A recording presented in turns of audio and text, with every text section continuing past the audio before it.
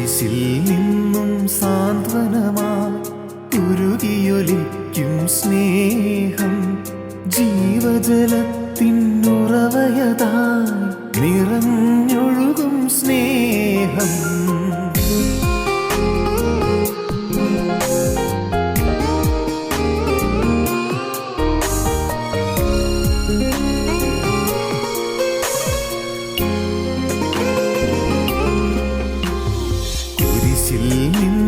സാന്ത്വനമായി ഉരുകിയൊലിക്കും സ്നേഹം, സഹനത്തിൻ നിണധാരയതായി ഉതിർന്നൊഴുകും സ്നേഹം, വിലാവിൽ നിന്നും മോചനമായി ഉരുകിയൊലിക്കും സ്നേഹം, നീറും മനസ്സിൽ കുളിരലയായി നിറഞ്ഞൊഴുകും സ്നേഹം.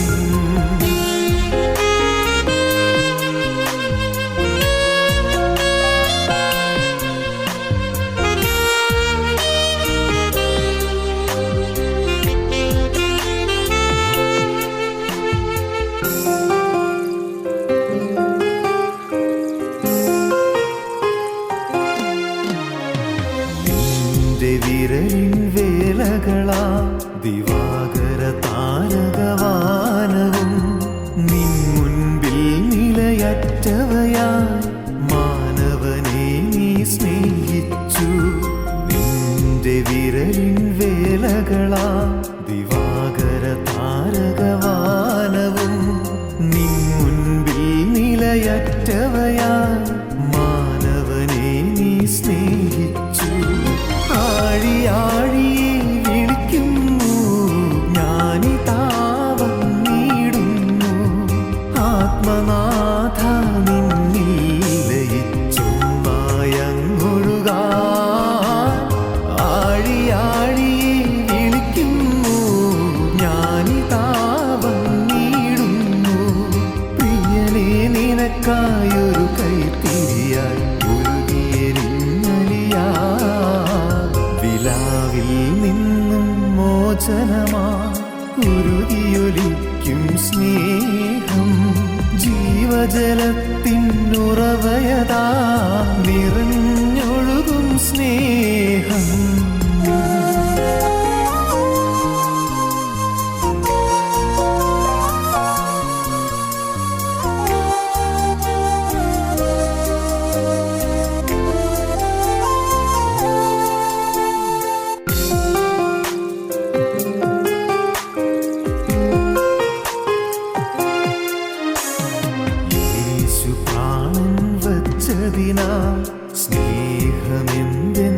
സ്നേഹമെന്തെന്നറിയുകയായി എന്നേശു ജീവിക്കുന്നതിനാൽ ഏഴ ഞാനും വാഴുകയായി. യേശു പ്രാണൻ വച്ചതിനാൽ സ്നേഹമെന്തെന്നറിയുകയായി എന്നേശു ജീവിക്കുന്നതിനാൽ ഏഴ ഞാനും വാഴുകയായി.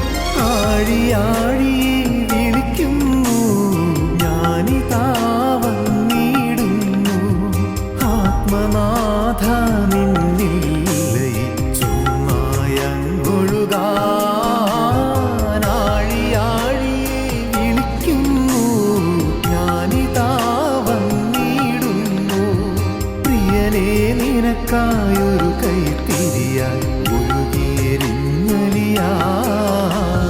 കുരിശിൽ നിന്നും സാന്ത്വനമായി ഉരുകിയൊലിക്കും സ്നേഹം, സഹനത്തിൻ നിണധാരയതായി ഉതിർന്നൊഴുകും സ്നേഹം, വിലാവിൽ നിന്നും മോചനമായി ഉരുകിയൊലിക്കും സ്നേഹം, നീറും മനസ്സിൽ കുളിരലയായി നിറഞ്ഞൊഴുകും സ്നേഹം.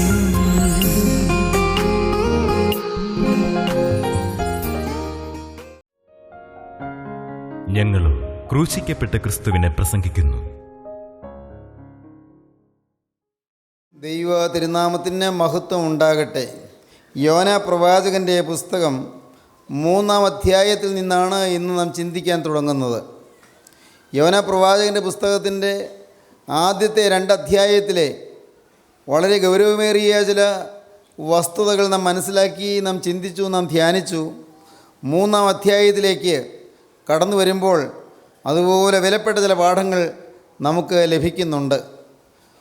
യോനാപ്രവാചകൻ്റെ പുസ്തകത്തിന് 4 അധ്യായമാണുള്ളത്. 4 അധ്യായവും ഓരോ രത്നഖനിയാണ്. ഒരു മനുഷ്യൻ്റെ ഹൃദയത്തിലൂടെ പോകുന്ന, ദൈവത്തോടുള്ള ബന്ധത്തിൽ വന്നു ചേരാവുന്ന ചില പ്രതിസന്ധികളും അതുമൂലം അവൻ്റെ ജീവിതത്തിൽ വരുന്നതായ ചില പ്രശ്നങ്ങളും എല്ലാം ദൈവത്തിൻ്റെ പരിശുദ്ധാത്മാവ് യോനാപ്രവാചകൻ്റെ ജീവിതത്തിൽ കൂടെയും പ്രവർത്തനത്തിൽ കൂടെയും നമുക്ക് കാണിച്ചു തരികയാണ്. യോനാപ്രവാചകൻ്റെ പുസ്തകത്തിൽ 3-ാം അധ്യായത്തിലേക്ക് വരുമ്പോൾ മത്സ്യത്തിൻ്റെ വയറ്റിൽ നിന്ന് യോന കരയ്ക്കെത്തി. മത്സ്യം യോനായെ കരയ്ക്ക് ഛർദ്ദിച്ചു. നിനവേ തീരത്തേക്ക് യോനായെ വഹിച്ചുകൊണ്ട് 5000-ലേറെ മൈൽ മത്സ്യം സഞ്ചരിച്ച് 3 രാവും 3 പകലും മത്സ്യത്തിൻ്റെ വയറ്റിൽ കിടന്ന് യോനാപ്രവാചകൻ അയ്യം വിളിച്ച് പ്രാർത്ഥിച്ച് അങ്ങ് നിനവേ തീരത്ത് യോനായെ ഛർദ്ദിച്ചു വെച്ചതിന് ശേഷം പിന്നീടുണ്ടായ ചില കാര്യങ്ങളാണ് 3-ാം അധ്യായത്തിൽ നാം വായിക്കുന്നത്. 3-ാം അധ്യായത്തിൻ്റെ 1-2 വാക്യങ്ങൾ: യഹോവയുടെ അരുളപ്പാട് 2-ാം പ്രാവശ്യം യോനയ്ക്കുണ്ടായത് എന്തെന്നാൽ, നീ പുറപ്പെട്ട് മഹാനഗരമായ നിനവയിലേക്ക് ചെന്ന് ഞാൻ നിന്നോട് അരുളി ചെയ്യുന്ന പ്രസംഗം അതിനോട് പ്രസംഗിക്കുക. നീ പുറപ്പെടുക, മഹാനഗരമായ നിനവയിലേക്ക് നീ ചെല്ലുക, ഞാൻ നിന്നോട് അരുളി ചെയ്യുന്ന പ്രസംഗം അതിനോട് പ്രസംഗിക്കുക. കാര്യമായ കേടുപറ്റിയിട്ടാണ് യോന ഇപ്പോൾ ആ കടൽ തീരത്ത് ചെന്ന് അടിഞ്ഞിരിക്കുന്നത്. കാര്യമായ കേടുപറ്റി. മത്സ്യത്തിൻ്റെ വയറ്റിൽ 3 രാവും 3 പകലും കിടന്നു എന്ന് പറയുമ്പോൾ എന്തെല്ലാം കെടുതികളാണ് സംഭവിക്കാവുന്നത്? യോനായുടെ രൂപം എന്തായിരിക്കും?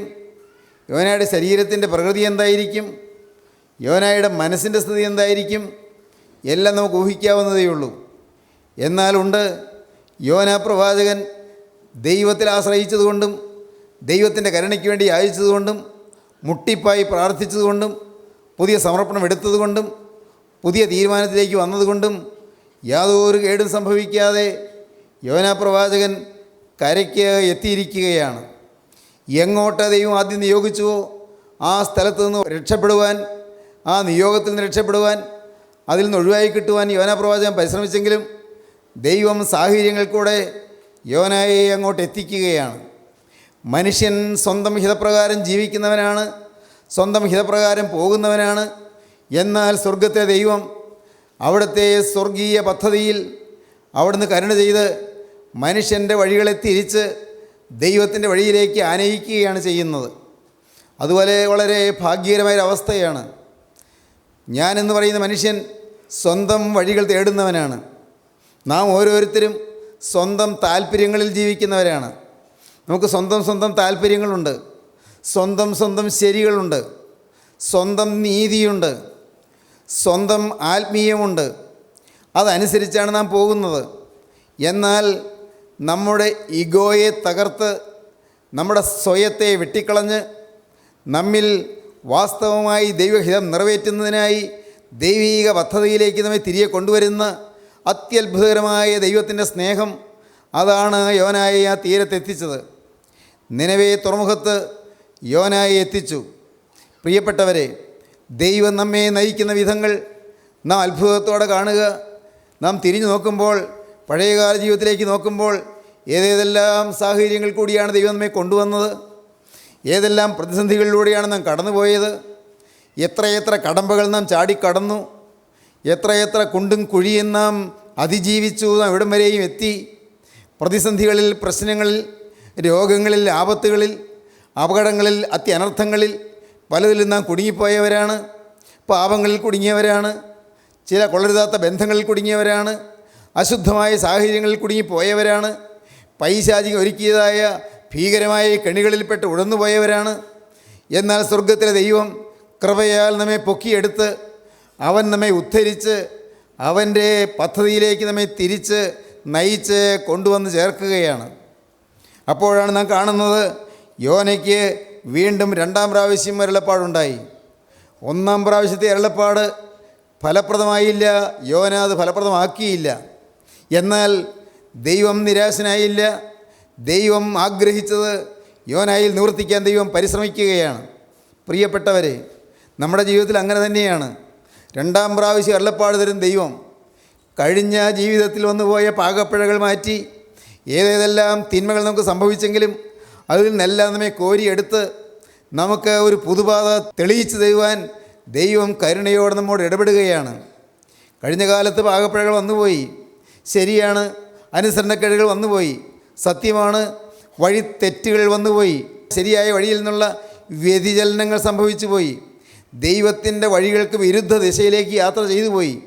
എങ്കിലും ദൈവം നമ്മെ വെട്ടിക്കളഞ്ഞില്ല, ദൈവം നമ്മെ ഉപേക്ഷിച്ചില്ല. ദൈവം സ്നേഹമാണ്. പഴയ പുസ്തകങ്ങൾ വായിച്ചു പോകുമ്പോൾ ദൈവത്തെ സാധാരണ ആളുകൾ കാണുന്നത് ദൈവം ഒരു ക്രൂരനാണെന്നാണ്, ദൈവം കഠിനനാണെന്നാണ്, ദൈവം കരുണയില്ലാത്തവനാണെന്നാണ്, ദൈവം ഏതോ ഒരു ഉഗ്രമൂർത്തിയാണെന്നാണ്. എപ്പോഴും കോപിക്കുകയും ശാസിക്കുകയും ശിക്ഷിക്കുകയും ചെയ്യുന്ന മനുഷ്യൻ്റെ ജീവിതത്തിൽ പാപം എന്തുണ്ടെന്ന് നോക്കി കണ്ടുപിടിച്ച് മനുഷ്യനെ വളരെ കർക്കശമായി അവനെ ശിക്ഷിക്കുന്ന ഒരു ഭീകരമൂർത്തിയായിട്ടാണ് ദൈവത്തെ പഴയ നിയമപുസ്തകങ്ങളിൽ മനുഷ്യൻ കാണുന്നത്.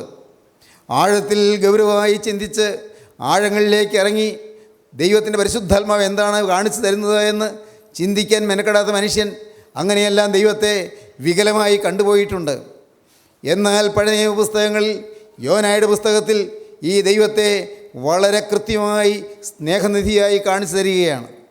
ദൈവം ക്രൂരനല്ല, ദൈവം കഠിനനല്ല, ദൈവം മനുഷ്യൻ്റെ ബലഹീനതയിൽ സഹതാപം കാണിക്കുന്നവനാണ്. മനുഷ്യൻ്റെ ബലഹീനതയിൽ സഹതാപം കാണിക്കുന്ന ദൈവം, ഞാൻ ബലഹീനനാണെന്ന് ദൈവം അറിയുന്നു. അതുകൊണ്ടാണ് ദാവീദ് പറഞ്ഞത്, അവൻ്റെ പ്രകൃതി അറിയുന്നു, നാം പൊടി എന്ന് അവൻ ഓർക്കുന്നു. അവൻ നമ്മുടെ പ്രകൃതി അറിയുന്നു, പൊടി എന്ന് അവൻ ഓർക്കുന്നു. നാം ഇത്രയേ ഉള്ളൂ എന്ന് ദൈവം അറിയുന്നു. ഇത്രയ്ക്കേ ഈ മകന് കഴിവുള്ളൂ എന്ന് ദൈവം മനസ്സിലാക്കുന്നു. ഇവൻ ഇത്രയ്ക്കേ പ്രാപ്തിയുള്ളൂ, ഇവൾക്ക് ഇത്രയ്ക്കേ പ്രാപ്തിയുള്ളൂ എന്ന് ദൈവം മനസ്സിലാക്കുന്നു. ദൈവം കരുണയോടെ നമ്മെ സമീപിക്കുന്നു. അപ്പോസ്തലനായ പൗലോസ് എബ്രായ ക്രിസ്ത്യാനികൾക്ക് ലേഖനം എഴുതുമ്പോൾ 4-ാം അധ്യായത്തിൽ പറഞ്ഞു, നമുക്കുള്ള മഹാപുരോഹിതൻ നമ്മുടെ ബലഹീനതകളിൽ സഹതാപം കാണിപ്പാൻ കഴിയാത്തവനല്ല, പാപം ഒഴികെ സകലത്തിലും നമുക്ക് തുല്യമായി പരീക്ഷിക്കപ്പെട്ടത്രേ നമുക്കുള്ളത്. നമുക്കുള്ള മഹാപുരോഹിതൻ കർത്താവായ യേശുക്രിസ്തു നമ്മുടെ ബലഹീനതകളിൽ സഹതാപം കാണിപ്പാൻ കഴിയാത്തവനല്ല, സഹതാപം ഉള്ളവനാണ്. പാപം ഒഴികെ സകലത്തിലും നമുക്ക് തുല്യമായി പരീക്ഷിക്കപ്പെട്ടത്രേ നമുക്കുള്ളത്. അതുകൊണ്ട് കരുണ ലഭിപ്പാനും തൽസമയത്ത് സഹായത്തിനുള്ള കൃപ പ്രാപിപ്പാനുമായി നാം ധൈര്യത്തോടെ കൃപാസനത്തിനടുത്ത് ചെല്ലുക. ധൈര്യത്തോടെ കൃപാസനത്തിൻ്റെ തിരുമുമ്പാകെ ചെല്ലാം. യോനാ പ്രവാചകന്റെ പുസ്തകത്തിൽ ദൈവത്തെ സ്നേഹമായി കാണുകയാണ്. ദൈവം 2-ാം പ്രാവശ്യം അരുളപ്പാട് തരികയാണ്. അവൻ തെറ്റിപ്പോയല്ലോ, അവൻ അനുസരണക്കേട് കാണിച്ചല്ലോ, പോട്ടെ, ഇനി അവനെ വേണ്ട എന്നല്ല ദൈവം കരുതുന്നത്. ദൈവം സ്നേഹനിധിയാണ്, ദൈവം കാരുണ്യക്കടലാണ്. ദൈവം സ്നേഹമാകുന്ന തിരുവചനത്തിലുണ്ട്. പക്ഷേ നമ്മിൽ പലർക്കും ദൈവത്തെ ക്രൂരനായിട്ടാണ് ഇതുവരെയും പരിചയപ്പെടാൻ കഴിഞ്ഞിട്ടുള്ളൂ. എൻ്റെ തെറ്റെന്തുണ്ട് എന്ന് നോക്കുന്ന ഒരു ഉഗ്രമൂർത്തിയായിട്ടാണ് നിങ്ങൾ ദൈവത്തെ കാണുന്നത്. എന്തെങ്കിലും തെറ്റുണ്ടോ, തെറ്റുള്ളത് ഉടനെ ചൂണ്ടിക്കാണിച്ച് നിശ്ചിതമായി കർക്കശമായി ശാസിക്കുന്ന ഒരു ഭീകര രൂപമായിട്ടാണ് ദൈവത്തെ കാണുന്നത്. അല്ല പ്രിയരെ, നമുക്ക് വരാൻ പോകുന്ന നാശവും നഷ്ടവും എന്തായെന്ന് കാണുന്ന ദൈവം ആ അപകടത്തിലേക്ക് നാം പോകരുത് എന്ന് ആഗ്രഹിക്കുന്നത് കൊണ്ട്, അത്യനർത്ഥത്തിലേക്ക് നാം വീണു പോകരുത് എന്നും നാം വിട്ടുപോകരുതെന്നും ആഗ്രഹിക്കുന്നത് കൊണ്ട് കർത്താവ് നമ്മെ തടുക്കുകയാണ്. ദൈവം തൻ്റെ വചനം അയച്ച് നമ്മെ നേർപാതയിലൂടെ നയിക്കുകയാണ്. യോനാ പ്രവാചകന് 2-ാം പ്രാവശ്യം അരുളപ്പാടുണ്ടായി. നിയോഗം എന്താണ്? മഹാനഗരമായ നിനവയിലേക്ക് നീ പുറപ്പെട്ട് അവിടെ ചെന്ന് ഞാൻ നിന്നോട് അരുളി ചെയ്യുന്ന പ്രസംഗം അതിനോട് പ്രസംഗിക്കുക. വളരെ സ്പെസിഫിക് ആയിട്ടാണ് ദൈവം പറയുന്നത്, വളരെ കൃത്യമായിട്ടാണ് ദൈവം പറയുന്നത്. എന്താ പറയുന്നത്? ഞാൻ നിന്നോട് അരുളി ചെയ്യുന്ന പ്രസംഗം പ്രസംഗിക്കുക. നിൻ്റെ സ്വന്തമൊന്നും പറയണ്ട, നിൻ്റെ സ്വന്തത്തിൽ നിന്ന് പറയണ്ട, നിൻ്റെ സ്വന്തം ബുദ്ധിയിൽ നിന്നും പറയണ്ട, നിൻ്റെ വിചാരത്തിൽ നീ ഒന്നും പറയണ്ട, നിൻ്റെ പഠനത്തിൽ നീ ഒന്നും പറയണ്ട, നിൻ്റെ പാണ്ഡിത്യത്തിൽ നീ ഒന്നും പറയണ്ട. നിൻ്റെ നാവിൽ ഞാൻ വരച്ചു തരുന്നൊരു വചനമുണ്ട്, നിൻ്റെ ഹൃദയത്തിൽ ഞാൻ പാകിത്തരുന്നൊരു വചനമുണ്ട്. ആ വചനമാണ് നീ പറയേണ്ടത്. ഞാൻ നിന്നോട് അരുളി ചെയ്യുന്ന പ്രസംഗം അതിനോട് പ്രസംഗിക്കുക. പ്രിയപ്പെട്ടവരെ, ദൈവം അരുളി ചെയ്യുന്നത് പറയേണ്ടവനാണ് പ്രവാചകൻ. നമ്മിൽ അനേകം പേരും സ്വന്തം ബുദ്ധിയിൽ നിന്ന് പലതും പറയുന്നവരാണ്. സ്വന്തം ബുദ്ധിയിൽ നിന്ന്, സ്വന്തം പഠിത്തത്തിൽ നിന്ന്, സ്വന്തം ജ്ഞാനത്തിൽ നിന്ന് ഓരോ പ്രാവശ്യവും വചന ശുശ്രൂഷയ്ക്ക് വേണ്ടി ഒരുങ്ങുന്ന ദൈവമക്കൾ അനേകം പേരുടെ ഇരിപ്പുണ്ടല്ലോ. നിങ്ങളോട് പറയട്ടെ, നിങ്ങൾ ഓരോ പ്രാവശ്യവും വചന ശുശ്രൂഷയ്ക്ക് വേണ്ടി ഒരുങ്ങുമ്പോൾ ദൈവത്തോട് പറയണം, കർത്താവേ, നീ എൻ്റെ നാവിൽ വരച്ചു തരുന്നതല്ലാതെ എൻ്റെ സ്വന്തത്തിൽ നിന്നൊരക്ഷരം പോലും വരരുതേ. കർത്താവേ, എൻ്റെ ഹൃദയത്തിൽ ഏൽപ്പിച്ചു തരുന്നതല്ലാതെ, എൻ്റെ മനസ്സിൽ നീ സ്വർഗത്തിൽ നിന്ന് മുദ്രയിട്ട് തരുന്നതല്ലാതെ സ്വന്തമായൊരു ആലോചന വരരുതേ. കർത്താവേ, നീ തരുന്നതിൽ കൂട്ടാൻ പാടില്ല, നീ തരുന്നതിൽ കുറയ്ക്കാൻ പാടില്ല. നീ തരുന്നത് മുഴുവനായി ജനത്തിന് കൊടുക്കുവാൻ ഭാഗ്യം തരണമേ. ശിഷ്യന്മാർക്ക് യേശു അപ്പം ഖണ്ഡിച്ച് കൊടുത്തു, വാഴ്ത്തിക്കൊടുത്തു. ശിഷ്യന്മാർ ഉടനെ തന്നെ ജനത്തിന് കൊടുത്തു. അവരുടെ കയ്യിലേക്ക് യേശു കൊടുത്തതാണ് അവരെ ജനത്തിന് കൊടുത്തത്. മർക്കോസിന് ശേഷം വായിക്കുമ്പോൾ കാണാം, യേശു ശിഷ്യന്മാർക്കും ശിഷ്യന്മാർ ജനത്തിനും കൊടുത്തു. പ്രിയപ്പെട്ടവരെ, യേശു കൊടുക്കുന്നതാണ് ജനത്തിന് വിളമ്പേണ്ടത്. സ്വന്തമായിട്ട് വിളമ്പാൻ നോക്കിയാൽ സാധ്യമല്ല. അത് ജഡത്തിൻ്റെ ശുശ്രൂഷയായി പോകും, അത് പഴയ മനുഷ്യൻ്റെ ശുശ്രൂഷയായി പോകും, അത് പഴയ ജഡത്തിൻ്റെ ശുശ്രൂഷയായി പോകും, അത് ജഡത്തിൻ്റെ വ്യഗ്രതയായി പോകും. ജഡത്തിൻ്റെതല്ല ആത്മാവിൻ്റെ ശുശ്രൂഷ. ആത്മാവിൻ്റെ ശുശ്രൂഷ ആത്മാവിലായിരിക്കണം. ഏതെങ്കിലും ഒരു പുസ്തകം നോക്കി കുറച്ച് പഠിച്ച് പറയുന്നതല്ല ശുശ്രൂഷ, ആത്മാവിൻ്റെ ശുശ്രൂഷ. ഏതെങ്കിലും കുറച്ച് അറിവ് സമ്പാദിച്ച് പറയുന്നതല്ല ആത്മാവിൻ്റെ ശുശ്രൂഷ. അറിവ് സമ്പാദിക്കാം, പുസ്തകങ്ങൾ വായിക്കാം, അത് ആ അറിവുമായി നിങ്ങൾ ദൈവസന്നിധിയിൽ ഇരിക്കണം. അത് നിങ്ങളുടെ ആന്തരാത്മാവിൽ ദഹിച്ച് ലയിച്ച് ചേരണം. നിങ്ങൾ വായിച്ച് പഠിച്ചതായ ആശയങ്ങൾ, നിങ്ങൾ പഠിച്ച് ഗ്രഹിച്ചതായ ചിന്തകൾ, ആ ആശയങ്ങൾ നിങ്ങളുടെ ബുദ്ധിയിലേക്ക് സ്വാംശീകരിച്ചുകൊണ്ട് നിങ്ങൾ ദൈവസന്നിധിയിൽ ഇരുന്ന് അയവിറക്കി അതിൻ്റെ സത്ത് എന്താണ് അത് നിങ്ങൾ ഉൾക്കൊള്ളണം. എന്നിട്ട് നിങ്ങൾ കർത്താവിൽ നിന്ന് പ്രാപിച്ചുകൊണ്ട് അത് നിങ്ങൾ ജനത്തിന് കൊടുക്കണം. അപ്പോൾ ആവശ്യമില്ലാത്ത ചപ്പിയവറുകളെല്ലാം മാറ്റാൻ പറ്റും. ആവശ്യമില്ലാതെ കിട്ടിയതായ ബുദ്ധിയുടെ പരിജ്ഞാനങ്ങളെല്ലാം മാറ്റാൻ പറ്റും. അറിവിൻ്റെയും പാണ്ഡിത്യത്തിൻ്റെയും പ്രകർഷങ്ങളെല്ലാം മാറ്റാൻ പറ്റും. നിങ്ങൾക്ക് ആത്മാവിൽ ശുശ്രൂഷ ചെയ്യാൻ പറ്റും. യോനാ പ്രവാചകൻ കമ്മീഷൻ ഏറ്റെടുത്തു. ഒന്ന്, ദ സെക്കൻഡ് കമ്മീഷൻ, രണ്ടാമത്തെ നിയോഗം. രണ്ടാമത്തെ കാര്യം എന്താണ്? അടുത്ത വാക്യം നമുക്ക് വായിക്കാം. രണ്ടാം വാക്യം, നീ പുറപ്പെട്ട് മഹാനഗരമായ നിനവയിലേക്ക് ചെന്ന് ഞാൻ നിന്നോട് അരുളി ചെയ്യുന്ന പ്രസംഗം അതിനോട് പ്രസംഗിക്കാം. അങ്ങനെ യോന പുറപ്പെട്ടു, യഹോവയുടെ കൽപ്പന പ്രകാരം നിനവയിലേക്ക് ചെന്നു. യോന പുറപ്പെട്ടു, യഹോവയുടെ കൽപ്പന പ്രകാരം നിനവയിലേക്ക് ചെന്നു. ദൈവത്തിൻ്റെ കൽപ്പന പ്രകാരം ദൈവത്തെ അനുസരിക്കുന്നു. എവിടെ വിജയമുണ്ട്, അതിൻ്റെ പിന്നിൽ അനുസരണമുണ്ട്. പ്രിയപ്പെട്ടവരെ, നാം ദൈവത്തെ അനുസരിക്കുന്നവരായിരിക്കണം. ദൈവം എന്നോട് നിങ്ങൾ കൽപ്പിച്ചോ, ഞാൻ അനുസരിക്കുമെന്നുള്ളതായ ഒരു സമർപ്പണം നമുക്ക് വേണം. ദൈവത്തിൻ്റെ വചനം നാം അനുസരിക്കുക. മനുഷ്യരുടെ മുഖം നോക്കരുത്. മനുഷ്യൻ എന്ത് പറയുമെന്ന് ചിന്തിക്കരുത്. മനുഷ്യൻ എന്നെക്കുറിച്ച് എന്ത് നിരൂപിക്കുമെന്ന് ചിന്തിക്കരുത്. ഇതെന്ത് വിഡ്ഢിത്തമാണ് ഈ മനുഷ്യൻ പറയുന്നത് എന്ന് ആരെങ്കിലും ചിന്തിക്കുമോ? നിങ്ങൾ ആലോചിക്കേണ്ട. ദൈവത്തിൽ നിന്ന് പ്രാപിച്ചുകൊണ്ട് ആത്മാവ് തരുന്നത് നിങ്ങൾ സംസാരിക്കുമ്പോൾ, പ്രിയപ്പെട്ടവരെ, പക്ഷേ മനുഷ്യർ നിങ്ങളെ തെറ്റിദ്ധരിക്കുകയും ഒരുപക്ഷെ നിങ്ങളെ ആക്ഷേപിക്കുകയും ചിലപ്പോൾ നിങ്ങളെ വിലകെടുത്തുകയും ചെയ്തു വന്നേക്കാം. സാരമില്ല, നിങ്ങൾ അനുസരണമുള്ളവരായിരിക്കുക. യോന അനുസരിച്ചു, ഒബീഡിയൻസ്. ഒന്ന്, സെക്കൻഡ് കമ്മീഷൻ, രണ്ടാമത്തെ നിയോഗം. രണ്ട്, ഒബീഡിയൻസ്, അനുസരണം. പ്രിയപ്പെട്ടവരെ, ക്രിസ്തീയ ജീവിതത്തിൻ്റെ അടിസ്ഥാന ശില അനുസരണമാണ്. അടിസ്ഥാന കല്ല് അനുസരണമാണ്. അനുസരിക്കാൻ സാധിക്കുന്നില്ലെങ്കിൽ സ്വന്തം വ്യക്തിത്വം എപ്പോഴും പൊന്തി നിന്നാൽ അവിടെ പരാജയമേ സംഭവിക്കൂ. ആരെന്നോട് പറഞ്ഞാലും ദൈവത്തിൻ്റെ ആത്മാവ് സംസാരിക്കുന്നതാണെന്ന് എനിക്ക് തോന്നിയാൽ പോലും എൻ്റെ ബുദ്ധിയെ ഞാൻ എടുത്തിട്ട് ഞാൻ സ്വന്തം നിലയിലേക്ക് ചിന്തിച്ച് അത് പ്രവർത്തിക്കുകയുള്ളൂ എന്ന് വിചാരിച്ചാൽ അവിടെ പരാജയമായിരിക്കും. ദൈവം പ്രസാദിക്കുകയില്ല. എൻ്റെ ബുദ്ധി താഴെ വയ്ക്കുന്നു, എൻ്റെ അറിവ് താഴെ വയ്ക്കുന്നു, എൻ്റെ പഠിപ്പ് താഴെ വയ്ക്കുന്നു, എൻ്റെ ചിന്തകൾ താഴെ വയ്ക്കുന്നു, എല്ലാം കുരിശിൻ ചുവട്ടിൽ അടിയറ വയ്ക്കുന്നു. അവിടെ കുരിശിൽ കൂടി ഒഴുകി വരുന്ന ആ തിരുവിലാവിലെ തിരുരക്തം ഈ അറിവിലും എൻ്റെ ധാരണയിലും എൻ്റെ ശരീരം വന്ന് വീണ് അത് മരിപ്പിച്ചിട്ട് ഒരു പുതിയ മനുഷ്യനായി ഉയർത്തെഴുന്നേൽക്കുന്നത് പോലെ പുതിയ ആത്മാവിന് ചിന്തകൾ നമ്മിൽ വരണം. പരിശുദ്ധാത്മാവിന് ചിന്തകൾ വരണം. അപ്പോൾ ഒരു ക്രൂശീകരണവും ഒരു ഉയർത്തെഴുന്നേൽപ്പും നടക്കണം.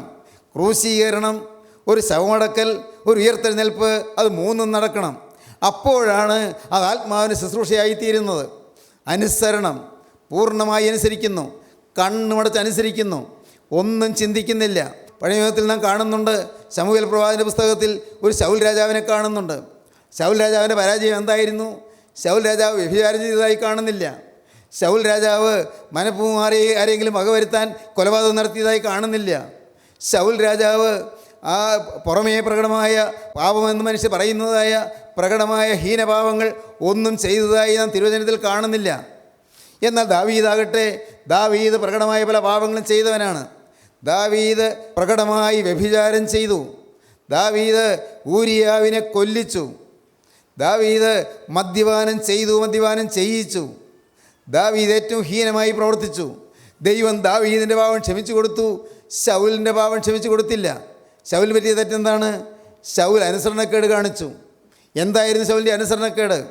ശൗലിനോട് പറഞ്ഞു, ശമൂവേൽ പ്രവാചകൻ പറഞ്ഞു, ദൈവത്തിൻ്റെ അരുളപ്പാട് നിനക്ക് തരികയാണ്, നീ അമാലേക്യരെ സമൂലം സംഹരിച്ചു കളക, അമാലേക്യരിൽ ആരെയും ബാക്കി വെച്ചേക്കരുത്. അതാണ് ദൈവം പറഞ്ഞത്. ശമൂവേൽ പ്രവാചകൻ്റെ പുസ്തകം വായിക്കുമ്പോൾ കാണാം, അമാലേക്യരെ ആരെയും വെച്ചേക്കരുത്, എല്ലാവരും ഉന്മൂലനം ചെയ്യണം. കാളകളെയും ആടുകളെയും എല്ലാം കൊന്നുകളയണം, ഒന്നും ബാക്കി വെച്ചേക്കരുത്, ഒരമാലേക്യനെ പോലും വെച്ചേക്കരുത്. പ്രിയപ്പെട്ടവരെ, എന്നാൽ ശൗൽ രാജാവ് എന്ത് ചെയ്തു? അമാലേക്യ രാജാവായ ആഗാഗിനെ അവൻ കൊല്ലാതെ ജീവനോടെ രക്ഷിച്ചു. ശൗലിന് ന്യായമുണ്ട്. ആഗാഗിനെ കൊല്ലേണ്ട കാര്യമില്ല, രാജാവല്ലേ.